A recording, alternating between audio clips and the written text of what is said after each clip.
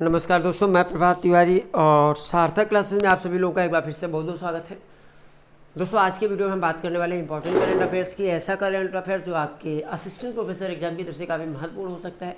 और देखिए, हमारा प्रयास भी ये रहता है कि ऐसे फैक्ट्स का संकलन करके हम आप लोगों के साथ शेयर करें, जिससे कि आपके समय की बचत हो और साथ ही साथ ऐसे पॉइंट होने चाहिए जिनसे आपके पेपर में प्रश्न बनने की संभावना सर्वाधिक हो। तो इसी आधार पर चुनिंदा फैक्ट्स का संकलन करके यह वीडियो है। वीडियो में आगे बढ़ने से पहले बता दें कि जैसा आप लोग जानते हैं कि नए आयोग के गठन को हरी झंडी मिल चुकी है और हम ऐसी उम्मीद करते हैं कि आने वाले समय में बहुत जल्द हमें परीक्षा की तिथियां भी हम लोगों के सामने होंगी।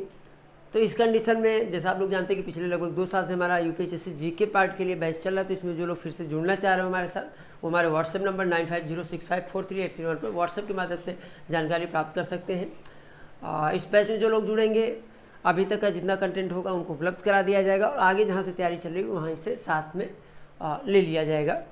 तो चलिए स्टार्ट कर लेते हैं आज का वीडियो। और पहला जो पॉइंट है वो है कार्तिकी गोंजाल्विस।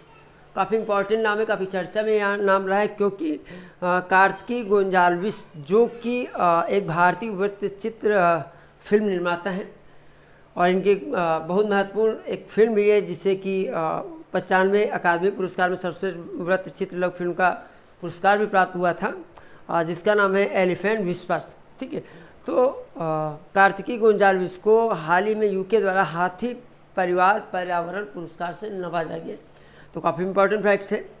और इतना ही नहीं, कार्तिकी गोंजाल्विस को जो है सोनी द्वारा जो है इमेजरी इंडिया के एक कारीगर के रूप में भी मान्यता प्रदान की गई है। अगला पॉइंट है प्रथम अंतर्राष्ट्रीय हरित हाइड्रोजन सम्मेलन। प्रथम अंतर्राष्ट्रीय हरित हाइड्रोजन सम्मेलन 5 से 7 जुलाई 2030 के दौरान नई दिल्ली में आयोजित किया गया। इस सम्मेलन के अगर उद्देश्य की बात करें तो इसका उद्देश्य था हरित हाइड्रोजन इकोसिस्टम स्थापित करना और हरित हाइड्रोजन के माध्यम से डिकार्बोनाइजेशन के लिए वैश्विक लक्ष्यों को हासिल करने के लिए प्रोत्साहित करना। हरित हाइड्रोजन पर अंतर्राष्ट्रीय सम्मेलन 2023 राष्ट्रीय हरित हाइड्रोजन मिशन के तहत उत्पादन लक्ष्यों को प्राप्त करने में सहायता प्रदान करने के लिए विशेषज्ञों से सर्वोत्तम प्रथाओं को सीखने में सक्षम बनाएगा।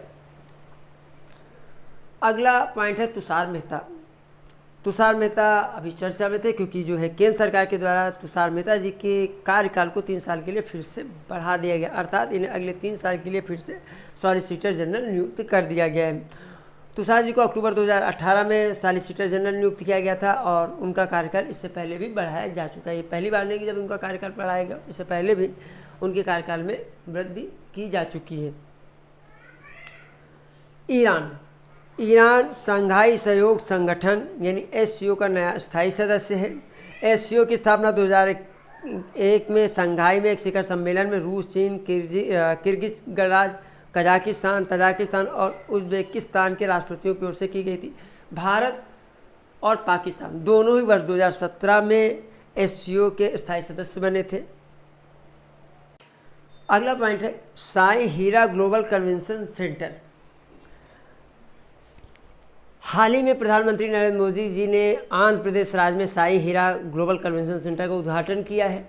साई हीरा ग्लोबल कन्वेंशन सेंटर आध्यात्मिक और सांस्कृतिक कार्यक्रमों का प्रमुख केंद्र बनेगा, जहां कई तरह के आध्यात्मिक कार्यक्रमों का आयोजन किया जाएगा।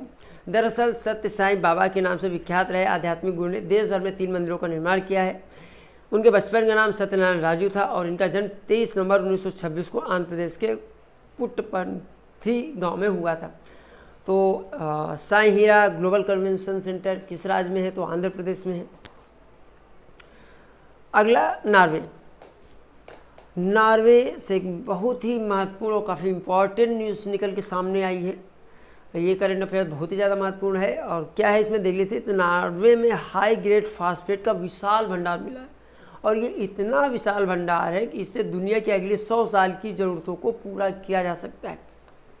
अब बात ज़रूरत की आई तो हमें ये मालूम होना चाहिए कि हाई ग्रेड फास्फेट का इस्तेमाल कहाँ पर होता है। तो हाई ग्रेड फास्फेट का इस्तेमाल सोलर पैनलों और इलेक्ट्रिक कार बैटरी में होता है। तो भविष्य की दृष्टि से काफ़ी महत्वपूर्ण खोज है विशाल फास्फेट भंडार का मिलना नॉर्वे में। अगला नाम अजय बंगा। देखिए अजय बंगा जी एक तो विश्व बैंक के अध्यक्ष हैं, और दूसरा ये कि अभी हाल ही में जो है ग्रेट इमिग्रेंट्स 2023 की वार्षिक लिस्ट में शामिल किया गया है इनके नाम को। आइसलैंड यूरोप का एक देश है, यहाँ अभी हाल ही में 5 और 6 जुलाई को 24 घंटे के दौरान 2200 भूकंप के झटके दर्ज किए गए।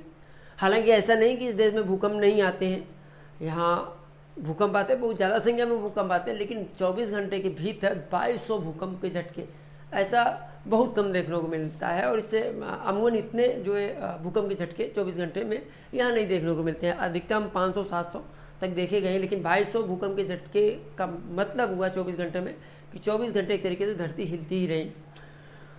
आइसलैंड यूरोप का सबसे बड़ा और सबसे सक्रिय ज्वालामुखी क्षेत्र है। 4 जुलाई 2023 को भारत G20 की अध्यक्षता के तहत स्टार्टअप 20 एंगेजमेंट ग्रुप द्वारा आयोजित स्टार्टअप 20 गुरुग्राम शिखर सम्मेलन का सफलतापूर्वक समापन हुआ। इस 2 दिवसीय शिखर सम्मेलन में 22 देशों के 600 से अधिक प्रतिनिधियों ने भाग लिया। समापन समारोह के दौरान स्टार्टअप 20 के अध्यक्ष डॉक्टर चिंतन वैष्णव ने आधिकारिक रूप से ब्राज़ील को मशाल सौंपी। क्यों ये मशाल ब्राज़ील को सौंपी है? क्योंकि ब्राज़ील को अगले वर्ष यानी वर्ष 2024 में G20 की अध्यक्षता करनी है। साथ ही साथ ब्राज़ील ने यह भी आश्वासन दिया है कि वह 2024 में स्टार्टअप 20 पहल को जारी रखने के लिए प्रतिबद्ध भी है, यानी प्रतिबद्धता भी उसने व्यक्त की है। तो यहाँ देखिए क्वेश्चन सबसे जो महत्वपूर्ण करंट अफेयर्स वो निकल के आया कि 2024 में G20 शिखर सम्मेलन की अध्यक्षता कौन करने वाला है? ब्राज़ील करने वाला है। चंद्रयान 3 बहुत महत्वपूर्ण खबर है, इसके विषय में तो आपको ध्यान रखना है कि कब ये लॉन्च किया गया और कब ये चंद्रमा पर पहुंच रहा है। लॉन्च किया गया था ये 14 जुलाई को चंद्रयान 3, ठीक है। इससे पहले 2 बार कब चंद्रयान लॉन्च किया गया था और असफल भी हुआ था किसी कारण से, वो भी डेट आपको याद होनी चाहिए। और ये कब चंद्रमा पर उतर रहा है, किस तिथि को? हालांकि संभवतः 23 अगस्त है, लेकिन हमें हम लोगों का भी उसका वेट करना होगा। और हम ऐसी उम्मीद करते हैं कि इस बार जो है सफलतापूर्वक चंद्रयान चंद्रमा की सतह पर उतरेगा। तो 23 अगस्त का हमें वेट करना चाहिए।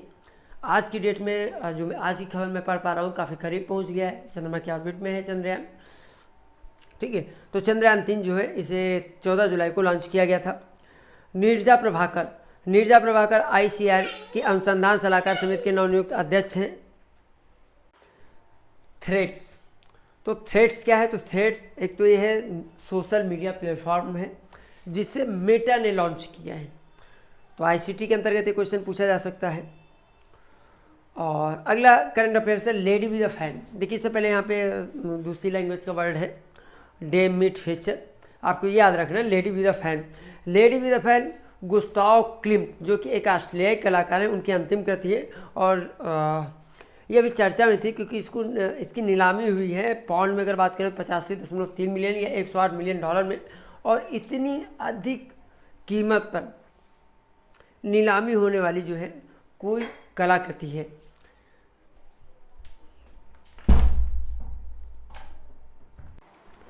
एस्पार्टम देखिए विश्व का सबसे आम कृत्रिम स्वीटनर है, जिसे अभी हाल ही में विश्व स्वास्थ्य संगठन ने जो है विश्व स्वास्थ्य संगठन की जो कैंसर अनुसंधान शाखा है, जिसे हम IARC के नाम से जानते हैं, उसने संभवतः कैंसरकारी के रूप में एस्पार्टम को सूचीबद्ध किया है। राजिंदर सिंह धट हाल ही में ब्रिटिश प्रधानमंत्री ऋषि सुनक ने द्वितीय विश्व युद्ध में लड़ने वाले अंतिम जीवित सिख सैनिकों में से एक राजिंदर सिंह धट को पॉइंट्स ऑफ लाइट पुरस्कार से सम्मानित किया है। श्रीनिवास रेड्डी, गूगल के श्रीनिवास रेड्डी को भारत का नीति प्रमुख नियुक्त किया गया है। इस नई भूमिका में रेड्डी को भारतीय उपमहाद्वीप में उपयोगकर्ताओं के लिए निष्पक्ष और सुरक्षित इंटरनेट पहुंच सुनिश्चित करने का काम सौंपा गया है। श्रीनिवास रेड्डी को अर्चना गुलाटी के स्थान पर नियुक्त किया गया है। रेड्डी ने 2018 और 2021 के बीच नीति और नियामक भूमिका में भारत में एप्पल के नियामक मामलों के प्रमुख के रूप में भी कार्य किया है।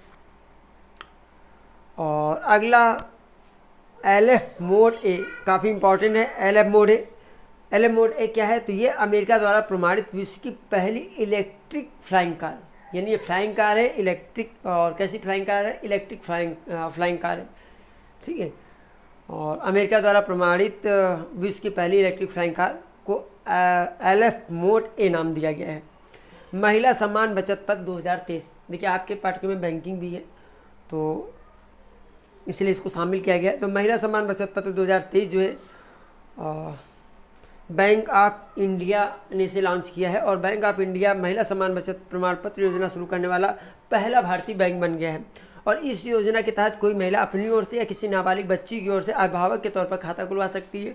इस योजना पर 7.5% प्रति वर्ष की हाईएस्ट मतलब अधिकतम ब्याज दर दी जाती है, जिसे तिमाही आधार पर खाते में जमा किया जाएगा और कोई भी खाता धारक 1000 रुपये से लेकर 2 लाख रुपये तक सालाना इसमें जमा कर सकता है।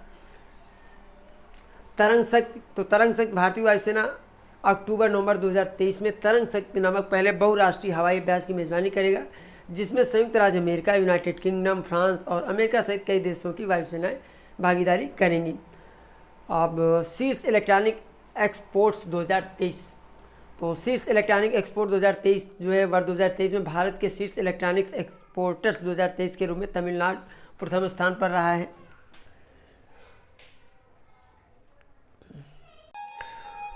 विश्व मौसम विज्ञान संगठन यानी WMO ने 7 वर्षों के अंतराल पर जुलाई 2023 में ओजोन और यूवी बुलेटिन जारी किया और काफ़ी महत्वपूर्ण इंपॉर्टेंट मतलब ये खबर है, क्योंकि देखिए अभी तक हम लोग क्या सुनते थे कि जो ओजोन परत है वो लगातार उसमें नुकसान हमें देखने को मिल रहा था, लेकिन ये अभी हाल ही जो विश्व मौसम विज्ञान संगठन द्वारा 7 वर्ष बाद ये रिपोर्ट 2023 जारी की गई, इसमें ये कहा गया है कि जो ओजोन लेयर डैमेज हो रही थी इसमें तेज़ी से रिकवरी हो रही है। देख लेते पूरा। इस बुलेटिन के अनुसार समताप मंडल ओजोन परत धीरे धीरे ठीक हो रही है और आने वाले दशकों में वायुमंडल के अधिकांश हिस्सों में रिकवरी पूरी हो जाएगी। मॉन्ट्रियल प्रोटोकॉल ओजोन परत को कम करने वाले पदार्थों की रोकथाम पर एक अंतर्राष्ट्रीय संधि है। यह ओजोन परत को कम करने के लिए जिम्मेदार पदार्थों के उत्सर्जन को चरणबद्ध तरीके से समाप्त करके ओजोन परत की रक्षा करने के लिए डिजाइन किया गया है।